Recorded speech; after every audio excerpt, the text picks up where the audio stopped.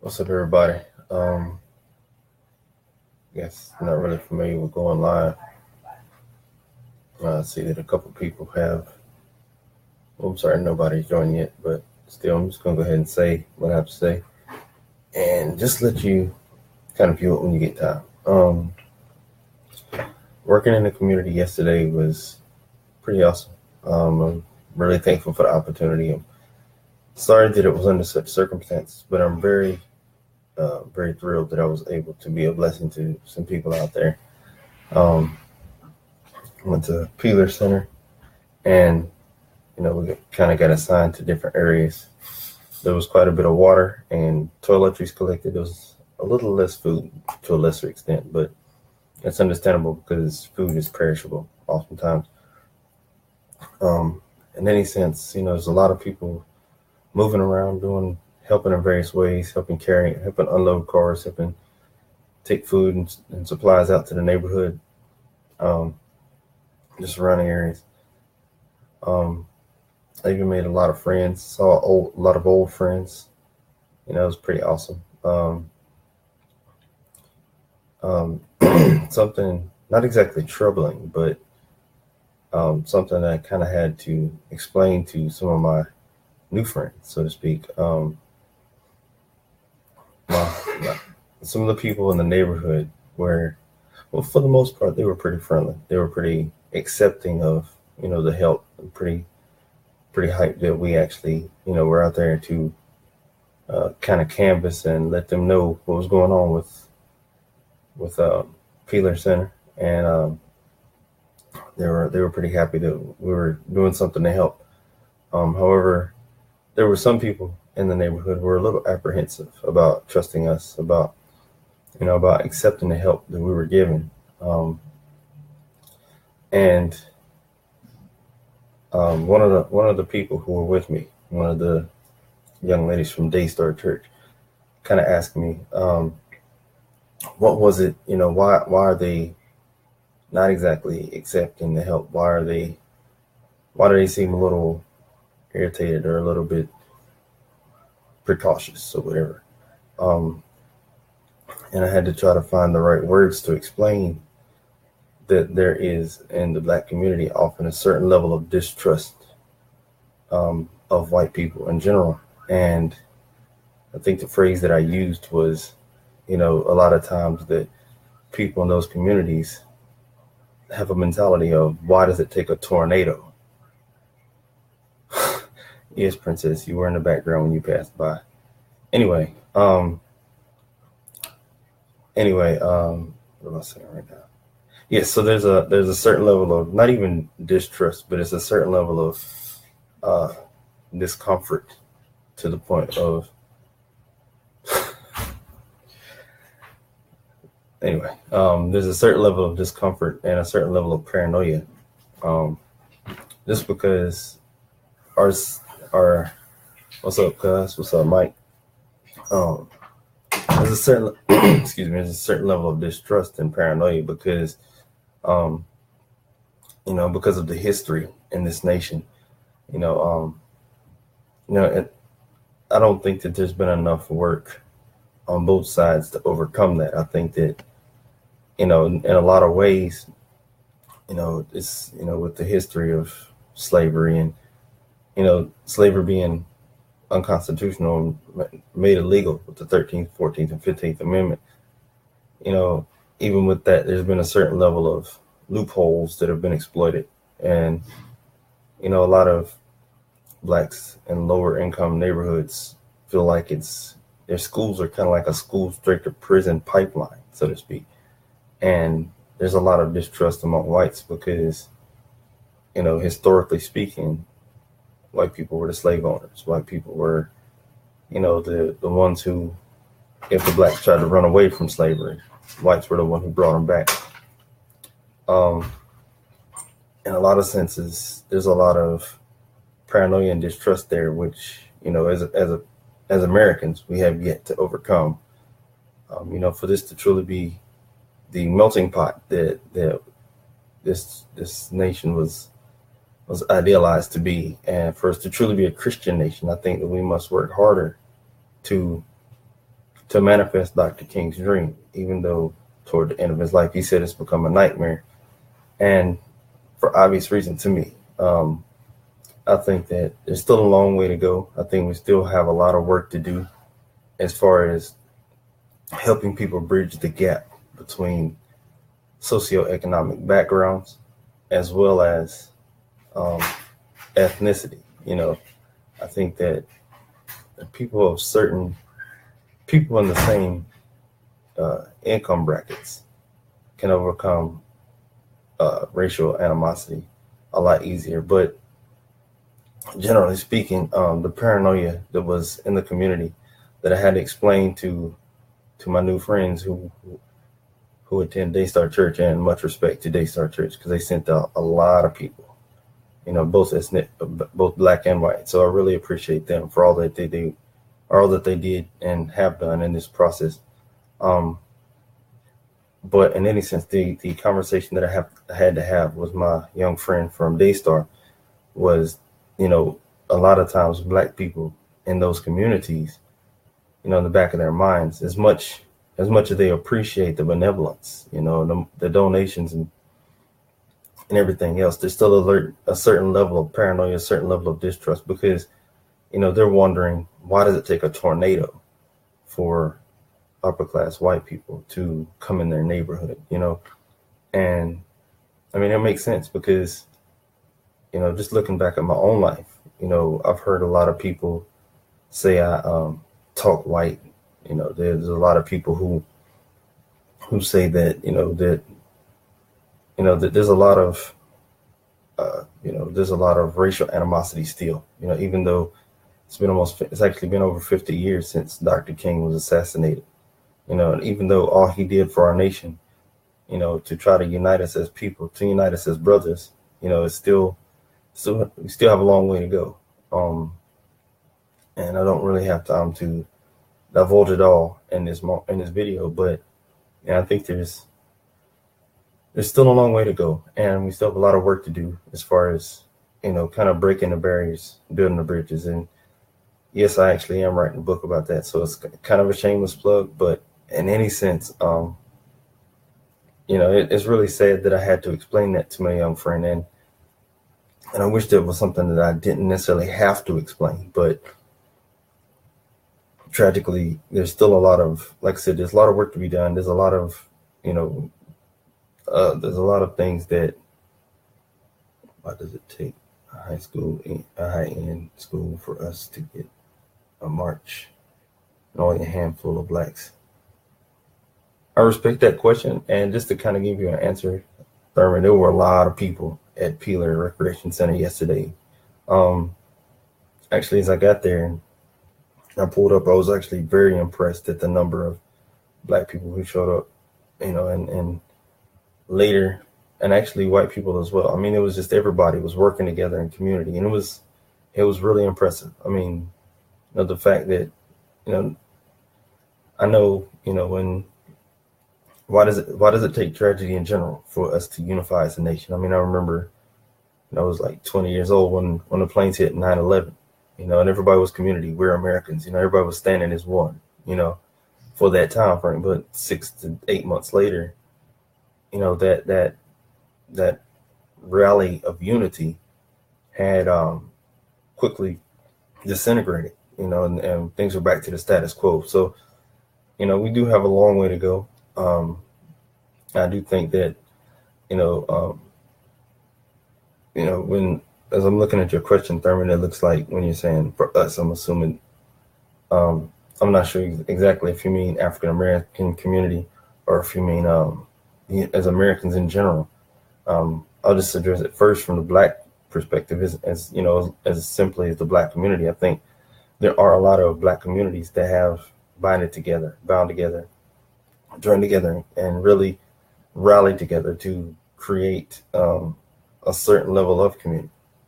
I think that, like I said, there's been a certain level of distrust of whites, in black communities. And I think back to 1921, of course, it wasn't alive then, but I've studied enough history, excuse me.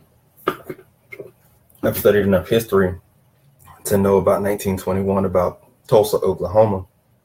You know, I don't know if you know about it, but basically there was a race riot. It's often called a race riot, but basically what it really was is a militia that utterly destroyed 35 blocks of the Greenwood district. For a long time, there was, the whites were separated from the blacks in different sections of town. And Dick Rowland was a shoe shiner, and he entered an elevator in Tulsa, in the major part of Tulsa. And there was an unconfirmed conversation with him and Sarah Page, who was the elevator operator at the time. The verbiage that they had, the conversation that they had in the elevator was never publicly disclosed to my knowledge. But ultimately, because Dick Rowland had this conversation with Sarah Page, she never even filed any kind of police report. There was never any kind of, official document stating, what he said. What he said was like detrimental, or he tried to touch her inappropriately, tried to rape her or anything.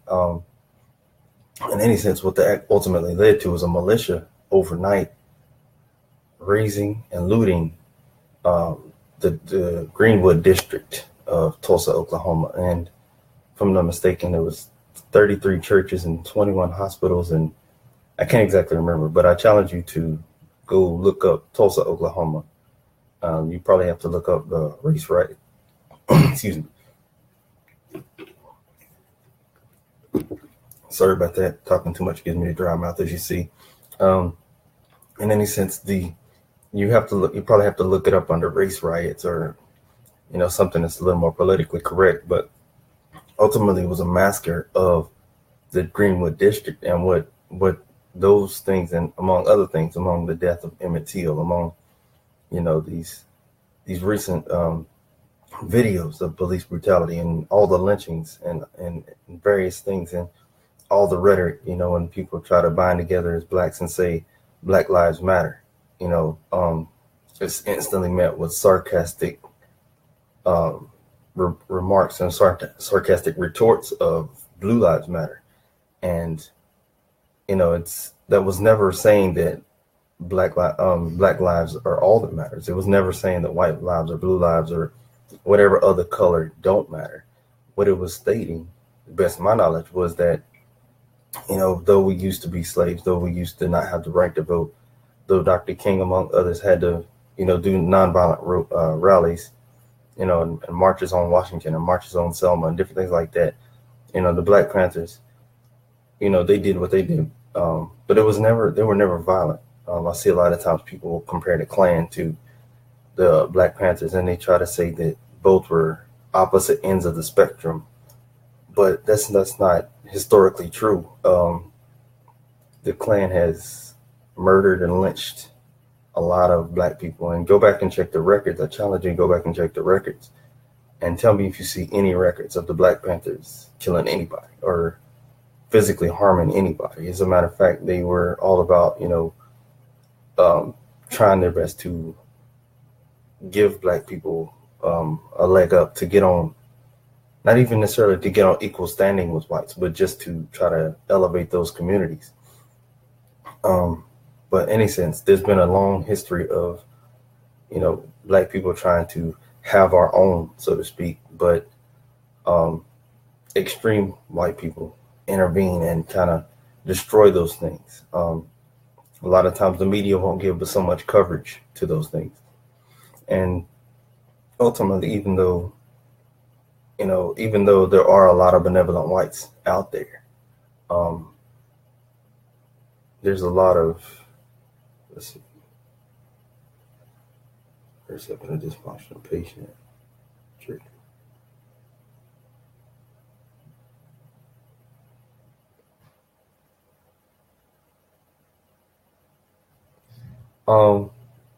Let me just go ahead and kind of finish the thought before I address the statement. I don't know, it's just a certain level of distrust, and when someone such as myself tries to step into, not necessarily try to be the next Dr. Martin Luther King. That's not my objective at all. But if that's kind of where, this mission pushes me, then I guess I have to accept that. But, just to try to get whites and blacks and other ethnic minorities to work together in unity, because this nation is supposed to be a melting pot. We're supposed to be a Christian nation, and Christianity doesn't approve of racial segregation at all. If you look at the Old Testament, there's a certain level of intolerance for idolatry, and there's a certain level of, send those wives away because they worship a different God. But under that, guys, if we under that thought process, if we all worship in the same God, we're all following the same God, Creator God, and the same Jesus who died for us all, then we should not have a problem because of someone's skin tone. It just simply shouldn't happen. And anybody says anything to the contrary, I hate to be blunt, but they're a liar. I'm not even going to touch on historically. Well, I kind of touch on it, but I won't go in a whole lot of detail about the fact that historically Jesus was in an area where people were a little bit darker. Maybe not my complexion. Maybe my complexion, I'm not exactly sure of what complexion Jesus himself specifically was, but the pictures of Caesar Borgia were made in 1512, if I'm not mistaken. And there was some Byzantine art that was made like 2nd, 3rd century. All of that is inaccurate. Jesus was a copper-skinned Hebrew, and history has tried to paint him as a white person. That's just simply not true.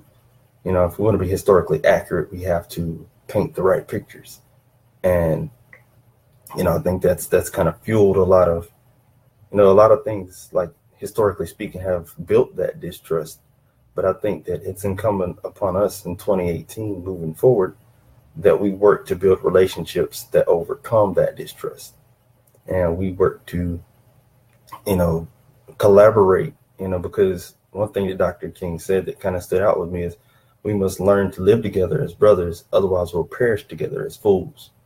And that really stuck out with me because, that's very much true. Even if you don't believe in Christianity, you have to understand that there's a single point of origin for all humanity.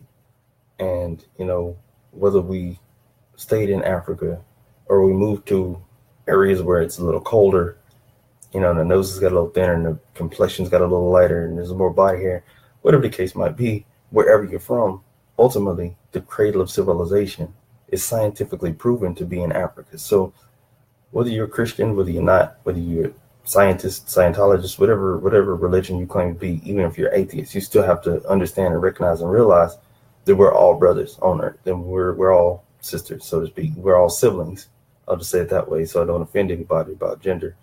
But we're all siblings in Christ. And if we're all siblings as humanity, and if we can't learn to, put aside our differences, I mean, especially in situations like this where it was just a tornado 3 or 4 days ago, and then not just this, but in everyday life, everyday life situations, if we can't learn to put aside our differences and work together, as Dr. King said, we will perish together as fools.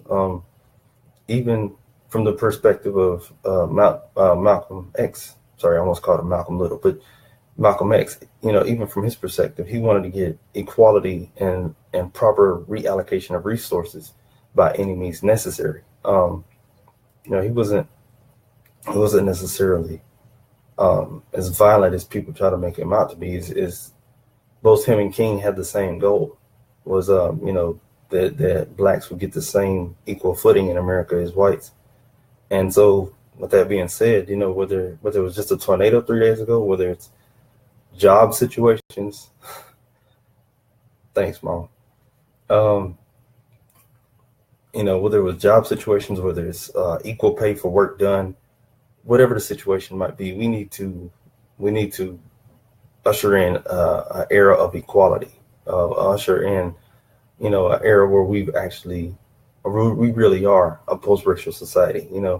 I know that ideally I would, talking about yesterday, I should just be talking about, how some of us were out there with chainsaws cutting logs and cutting trees that fell into other people's yards, and different things where some people were passing out food and supplies, and some people were passing out various things to relieve those who have been affected by this hurricane. I'm sorry, this tornado.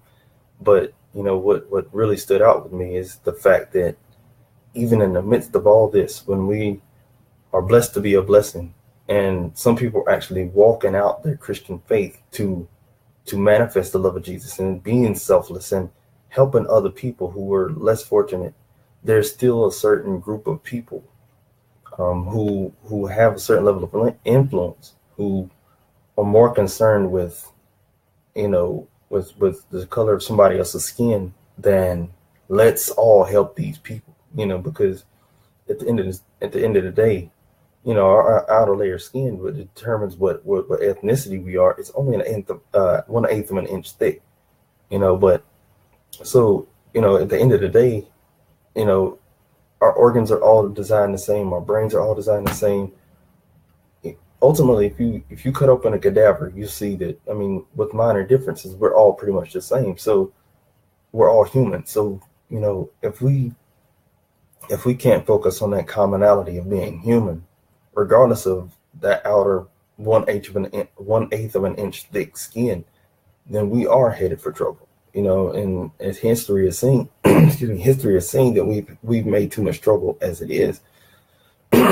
So I'm not here to make commands or demands or nothing, but I really strongly urge you, and I even implore you to overcome skin tone, overcome racism, overcome racial inequalities, to do what you can, whether it's voting for certain people in the next upcoming election, or whether it's whatever it might be, even in daily life, not even just elections, but whatever it might be in any sense.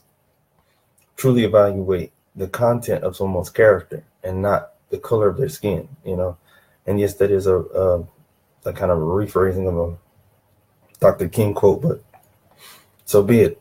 To be honest with you, the man was on point with a lot of things, and I think a lot of more people should not just study the "I Have a Dream" speech, but there's a lot of other things that he said that people need to take seriously and really focus on, and really appreciate the sincerity and severity of what he had to say, and really implement it in their daily lives. Because it's easy to listen to a "I Have a Dream" speech and get all hyped at that moment, but does your life really reflect that?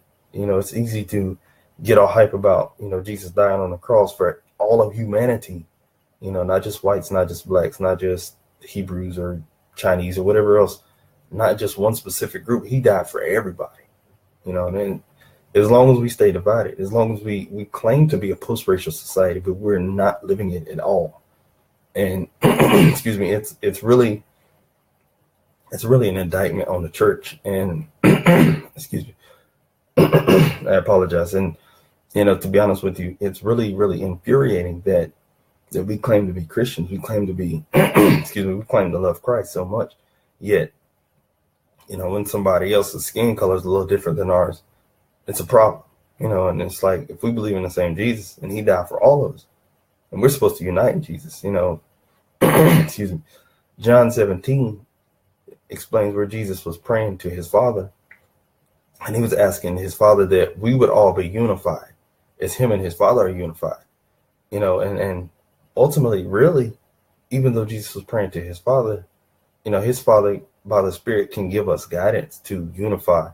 However, it's still incumbent upon us to accept that wisdom that they're speaking into our minds and really truly implement that, whether it's helping somebody with tornado relief, helping somebody with a job situation, helping reforming schools to where it's not just lower income families get the scraps, because to be honest with you, we're all paying taxes. So everybody who's paying taxes deserves a great school. Everybody who's paying taxes, if we're going to bring up healthcare, everybody who's paying taxes deserves healthcare. All these things that are supposedly government funded based on our taxes, we all deserve it. If whatever the case might be, if it's all based on the taxes that we pay as American citizens, then as American citizens, we are owed these things. And it shouldn't be, because a certain community has more liquid income, liquid assets, that they get, first rights to a better school or better technology, or those teachers who go into those lower income schools, they need to have the certain level of resources. As a matter of fact, they probably need a little more resources, than higher income neighborhoods, because to be honest with you, it just really, if we're going to correct this whole mentality of this whole national trend of minorities and lower income whites and those who can't afford certain schools are just kind of cast by the wayside. If we're going to correct that, then we need to stop with the lip service and actually do something, and even to quote Puff Daddy, P. Diddy, whatever his name is, in one of his old songs, he said, "Don't speak about it, be about it." Now, granted, he was probably talking about a completely different topic than me. However, that sentiment is very, very true. And, regardless of skin color or what neighborhood you live in, or, how many liquid assets you have, it's imperative that we learn to live together. We learn to collaborate and share those resources, and not just hoard resources for ourselves and our, me, my four and no more.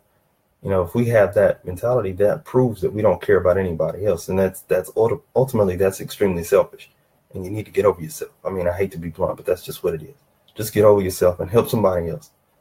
The reality is you're blessed to be a blessing, and if you have excess, if you have certain amount of funds, liquid funds that you could hypothetically help somebody else, and you don't help somebody else, you should be ashamed of yourself. That's just really what it boils down to. I mean,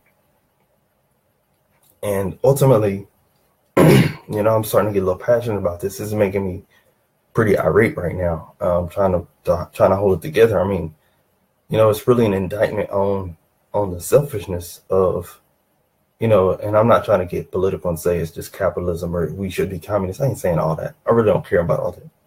But, as a nation who claims to be Christian, we need to learn to ask ourselves, are we actually living and expressing the way Christ did for us?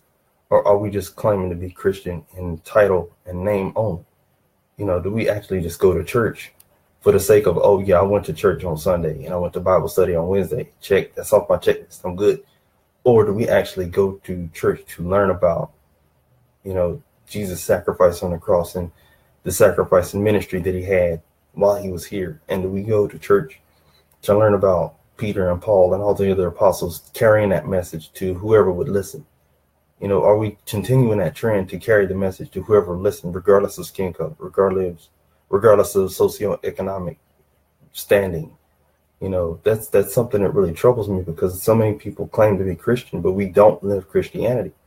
And ultimately that, more than anything, has alienated a lot of people who would be Christians.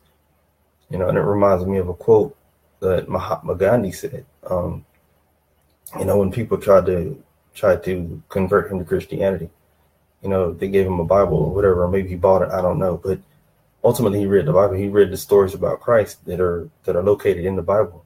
And he says, I like your Jesus Christ, but I don't like your Christians. Your Christians are so unlike your Christ.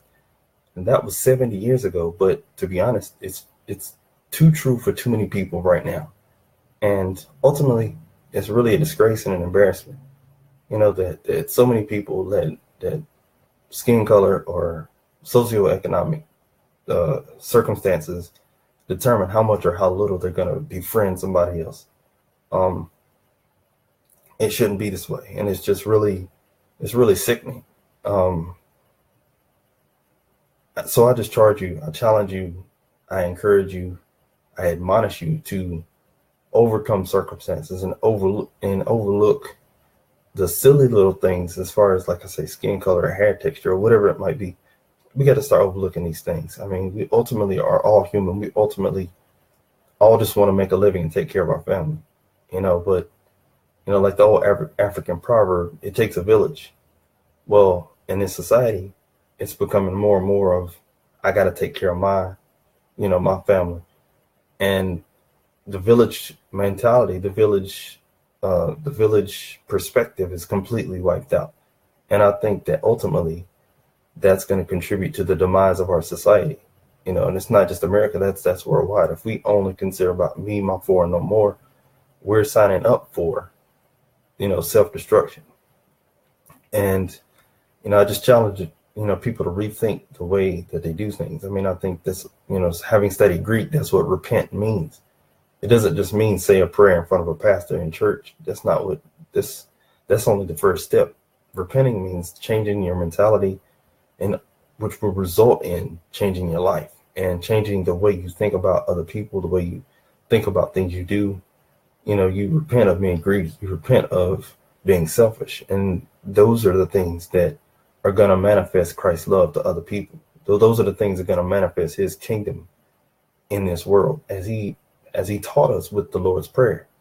So many people have memorized the Lord's Prayer in the King James translation, but how many people live it? And that's my challenge to you is and hopefully I'm not just rambling on. Hopefully you won't see that as just, oh, Shane's rambling on again. Shane's is talking. But I hope that you see the significance of what I'm trying to say and the sincerity of my heart and the importance of the words that I'm sharing.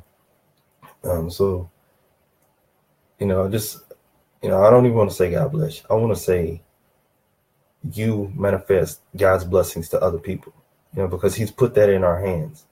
And that's something that, yes, his Holy Spirit can help us to avoid sins, but that's not the sum total of Christianity. It's the purpose of Christianity. Jesus portrayed that he manifested that selflessness that we all need to emulate. We all need to perpetuate that selflessness to help somebody else, And, as you probably can tell, I'm really disgusted with the greed and selfishness that I see on a day-to-day basis. And, even though yesterday was very encouraging and very uplifting to see, people of various social economic standings to come together and, help these people who are impacted by this storm, this tornado. We can't just be, this week and next week, maybe we helping people out, but then after that, you're on your own. That's not the way it works. We need to build more of a community. We need to build more. We need to cross these barriers more often. As a matter of fact, we need to break these barriers down so they don't exist, so that we can live together in community and family. Because ultimately, that's really what we all are. But I'll go ahead and sign off here. I'm going to thank you for your time. And I hope that what I've said has been a blessing and has called you really to repent of, any selfishness and help us to truly become a post-racial society. Instead of just claiming to be a post-racial society, I challenge us to actually live that and to be that, because that's the only way we're going to truly express Christ's message. Otherwise, we're lying to ourselves and we're lying to others. So go with God and actually do what he says and live the life he's commissioned us all to live. And not just for a day or two, but for the rest of your life. Thank you for your time.